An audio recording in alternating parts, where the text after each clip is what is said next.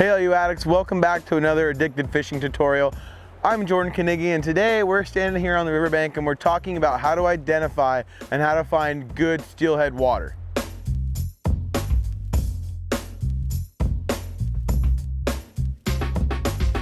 So when trying to identify a good steelhead run, there's about 3 factors that go into that.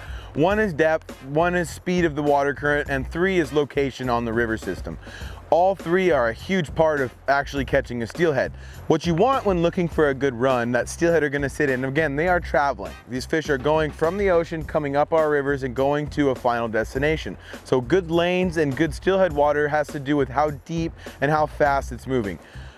Right here behind us we have what I would call an iconic steelhead run.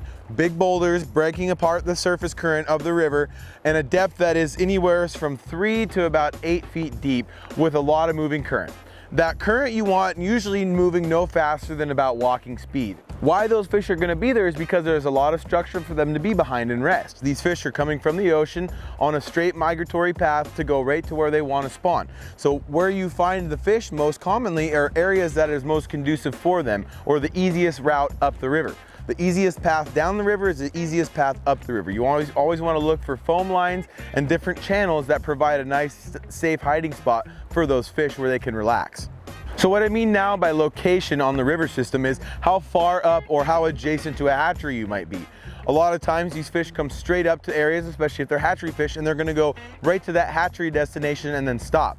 Other fish on wild fisheries are going to be spread out all the way through the system. So depending on what time of year you're fishing and how spread out the fish are in that river system is going to dictate what would be a good steelhead run on that given river. When I approach a steelhead run and I want to start fishing, I'm always going to start with a multi-step method. And what I mean by that is, 1, you start with a very delicate presentation.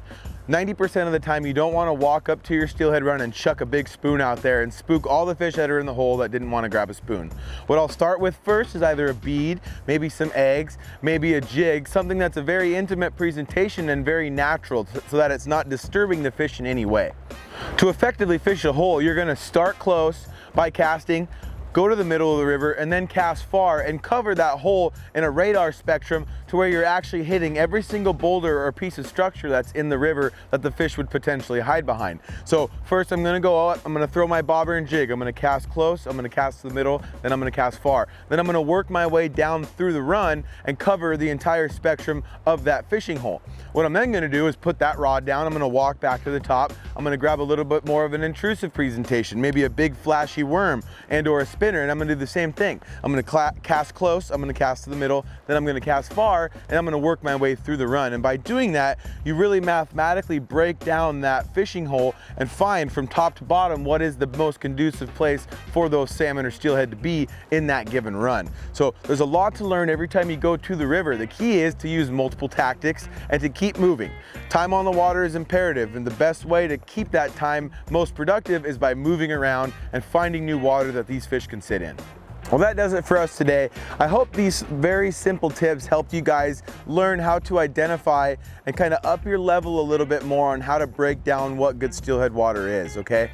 When you go to the river, be sure to fish everything. Don't be scared to fish that brave water, and don't be scared to fish in those nice perfect holes. You can find steelhead in every nook and cranny of these rivers. So it's important though to find those basics, the depth, the speed, and then work through your gear and your tackle in a mathematical fashion where you're using everything effectively.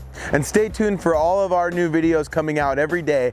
A lot of educational stuff here for you guys. We want you to learn, we want you to go out and have fun. We'll see you out there on the river. All right, addicts, thank you so much for all your support on these videos. Be sure to come down here and subscribe to our YouTube channel. If you want to see more, get these alerts popping up so you can see all the good stuff we have coming out every day that helps you guys get out and enjoy this beautiful bounty that we have that is salmon and steelhead. Like and share this page out there so that the rest of the world can see it. Stay fishy, and we'll see you guys out there on the river.